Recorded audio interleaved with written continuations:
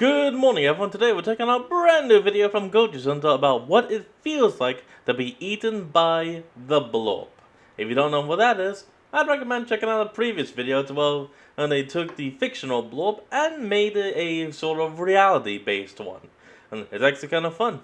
What if you were just living your best life, swimming in the ocean or cruising on a ship, when suddenly the world beyond became a world within? Oh the god, sea there it goes. itself seemed to rise up and consume everything, leaving you in a dark hell of biological destruction and digestion. On this episode of Goji Center, we dive into the depths with all of our best, let's just say, in-depth equipment to see what horrid fates befall those consumed by the ocean's greatest apex of apex predators. Now, are they using the fictional one or the realistic one they made? Today, we'll find out what happens if you get swallowed by the Bloop. Oh, Bloop, First, my mistake. let's break down what would have happened in a lot of those videos that are the bane of thalassophobes. What if, for whatever reason, something this ungodly huge decided to go out of its way to target and consume humans? Either a lone diver in the water, or some nightmarish scenario of the Bloop upstaging the movie Megs and swimming past a beach to scarf down a whole group of people. What kind of grisly fate can we expect for someone who goes down the hatch? Well, so it looks like they're using the fictional one. in today's science lesson, we'll look at some real-world biology that might give us some information. First off, put any ancient movie cliches out of your mind. Unless you got swallowed with a mecha suit and a lightsaber, you are not cutting yourself out. Soft tissue like those on the insides of animals aren't always soft. The walls of things like the throat and stomach are muscular, flexible, and thick. After all, we squishy humans are supposed to be able to scarf down hundreds of times our own body weight worth of food every year of our lives. If we got sliced up by every loose piece of sharp or stiff material that went down our throats, we'd have cut ourselves to bits ages ago. We ain't giving any of those poor suckers going down Bloop's throat any plot armor. Which Bloop? Well, numerous canons of sorts exist for the Bloop. However, there are some commonalities that might tell us what's going on inside. After all, this whole modern myth was started from what was a loud ice quake mistaken for an animal call similar to a whale. Only the whale would have been an order of magnitude larger than any known species. The popular image of the Bloop also does have a whale-like body, and some of the most popular videos about it, such as those that was the most common fictional picture of it. by Boris Blois, featuring a colossal showdown with El Gran Maha, do call this large leviathan a cetacean. Cetaceans, named after the Greek sea monster Cetus, are the groups all modern and extinct whales and dolphins belong to. While it is reasonably well known that whales evolved from land-dwelling mammals, the taxonomic family of mammals they belong to is the relevant part here for our unfortunate Bloop victims. So, to start off, despite whales living in the ocean, they drink very little salt water. Their digestive system is specially attuned to absorb the water from the tissues of their prey. This also means that whenever they take a massive gulp, all that seawater that wound up inside their mouth has to go somewhere. And with the Bloop sporting a row of slicing teeth lining its massive jaws, it might employ a method seen in other marine mammals: filter feeding. Yeah, I was just about to say, so it expels the water similar to what whales do. Right, before we proceed, we'd like to play a little game with you guys. Here are 2 test subjects, and your task will be to choose which test subject you want to be, and try to guess which of these is going to go out in the quickest and least painful manner. You can easily, test subject B is going to be the one to survive. He's now in a full-on suit. Test subject A literally has only boxers and shoes on. pick A, He's gonna die. dude in a swimsuit, or B, dude in a sci-fi temperature-resistant suit providing some protection. You picked one yet? All right, good. I'm Let's going proceed. B. So, filter feeding, right? For something like a humpback whale, this means filtering out tasty plankton from thousands of gallons of seawater. For something like the Bloop, this now means filtering out potentially hundreds of beachgoers or boaters from millions of gallons of seawater. After taking a big gulp, the throat muscles and tongue contract and push forward. All of that water taken in with its victims is rapidly shot out from the mouth. In filter feeding whales, this means the water is run out across hair like baleen. But instead, our pool of poor victims would suffer the same fate of small fish and crustaceans swallowed by creatures like crab-eating seals. They get filtered out from between clenched teeth. Given the sheer size of the Bloop, any people caught up inside the mouth would suffer one of 2 fates. Number 1, either they are caught against the teeth and kept inside the mouth to be swallowed, or the sheer water pressure practically fires them through the gaps between the sharp teeth. That much pressure pushing... It's like a waterless blender. That much water weight into a victim with small gaps behind them could easily break their bodies apart and tear them limb from limb as they are violently ejected out. Body parts would be torn off, necks and spines would be snapped or shredded, and a bloody pulp might wind up floating off into the water. And those might have been the lucky ones. After all, at least they went out quickly. God. The rest go further down the hatch. Quick parenthesis here, you may have noticed we used a smaller, more juvenile version to showcase this tour. That's because if we use a huge bloop, you wouldn't be able to see the people clearly. So, to provide an optimal learning experience, we'll continue using a small, juvenile bloop. Yeah, that makes sense. Look at the background. That must be an adult Bloop. Let's just assume that the physics already bent to let a thing like this exist is going to continue to be bent. Otherwise, a hot-blooded mammal this size with this much insulating tissue would be heating up on the inside like a furnace. So, if we don't assume the temperature is pushed back down to normal levels for something like a blue whale, the insides of the bloop might become hot enough to boil you alive on the way down. Congratulations! Those of you wearing a suit didn't end up as steaming soup. Now you get to go out in an even worse way because there isn't just one stomach. Oh no! So, despite their looks and carnivorous ancestors, whales are actually part of the Artiodactyla even-toed hooved animal family. Just stay with us. This will make a lot of sense in a bit. Well, most members of this group today are herbivores such as deer, hippos, and cattle, with a few omnivores like pigs. In the ancient past, some of this group were among the largest land predators to ever exist in the aftermath of the dinosaur extinction. And one common trait found across most members, whales included, is that these creatures have multiple stomach chambers. The same mechanism that helps a cow break down tough grass helps whales process hard-shelled crustaceans like krill. And unfortunately, I'll be honest, I actually didn't know stomachs had multiple stomachs.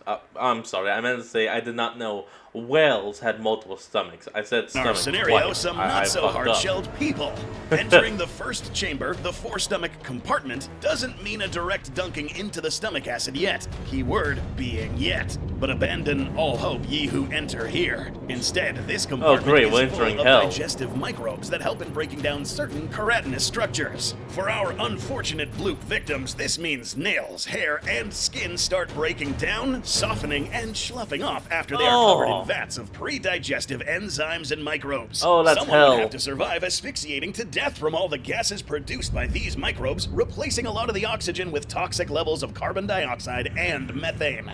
If they did by being lucky, or rather unlucky enough to be wearing something like a scuba tank to breathe from, they might have wished they went out the other way. The forestomach in some species of whales isn't just a fermentation chamber, but a heavily muscular organ that helps to separate out the edible from the inedible. Oh my God. Sometimes does this with brute force. Despite their huge size, whales can have surprisingly compact innards. Even scaled up to the size of the bloop, the opening to the next chambers of the stomach are substantially smaller than the forechamber. So things need to get broken down before they continue on. For our unfortunate bloop victims, this also means that almost anything inedible or unpalatable that the bloop has swallowed, intentional or otherwise, is kept inside the forechamber. And when the muscular walls start contracting and flexing, all of those inedibles are going to be sent crashing into them.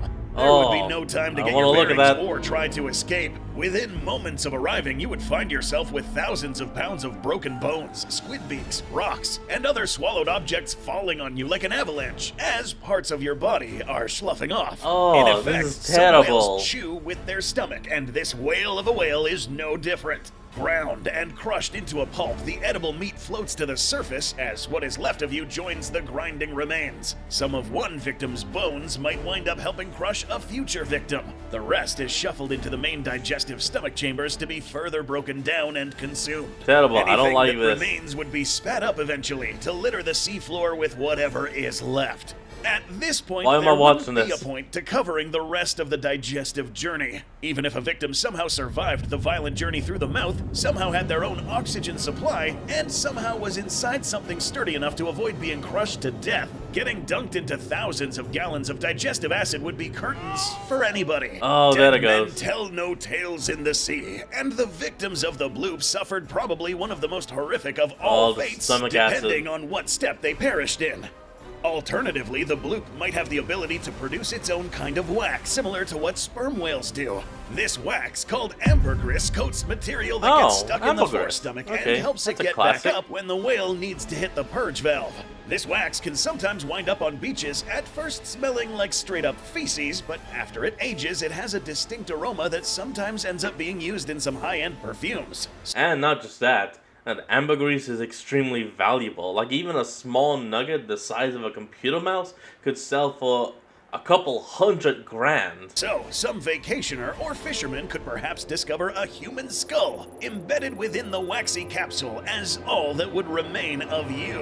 And in this alternate universe, don't be surprised if the victims of this giant cetacean end up in a perfume bottle. That would be the fate of anyone consumed by the internet's favorite marine urban Yes, it'd be Dracarnu Bloop. legend. Bloop. But what about those unfortunate enough to meet our bioaccurate version in the open ocean? Hey, there it is, the bioaccurate one. This is the one I was talking about. Well, it has an appetite. Unlike the urban legend version popular on the web, Cryocidon setavenator is not a whale, but a hunter of whales. This gigantic beast doesn't look like a monstrous axolotl for no reason, as it is actually a type of marine amphibian from a bygone era. Yep. So how might a not-so-fantastic voyage down the hatch of the sinister salamander play out? Time to find out. Well, just here we go. like the urban legend version, our setavenator will also engulf its prey rather than chew it up. While Cryocidon does prefer to hunt whales for a far more substantial meal, it does filter feed smaller prey from time to time. With its enormous lifespan and lengthy periods of inactivity, any food Can't see will anything. do. So, be it a young one trying There to we top go. itself off, or an older one that can catch multiple victims at once, humans could wind up on the menu by accident or intention. This amphibian employs what is called suction feeding. This involves rapidly expanding the carnivorous mouth and shifting the internals just down the sucks throat it to in. create a vacuum wave effect. The sudden change in water pressure violently draws prey along with a vast amount of seawater into the open cavity of the mouth. This much water moving back quickly so suddenly is going to create horrific pressure waves. Blood vessels in the eyes could burst, and eardrums would almost certainly pop, potentially blinding and deafening victims even before they go down the hatch. Just like in whales, aquatic amphibians that swallow too much water try to eject as much of that out as they can to filter out the food they want. They just do it in a slightly different way. A sticky tongue helps in both pushing the water out from between the teeth, as well as capturing more victims. Coated in viscous mucus, anybody still alive would be quickly immobilized and sent sliding down the throat. Amphibians typically don't have multiple stomach chambers like whales do, but they do have other pre-digestive assets to help the food be processed even before it hits the major guts. One of these would be the esophagus, which in amphibians secretes sticky enzymes called chitinase.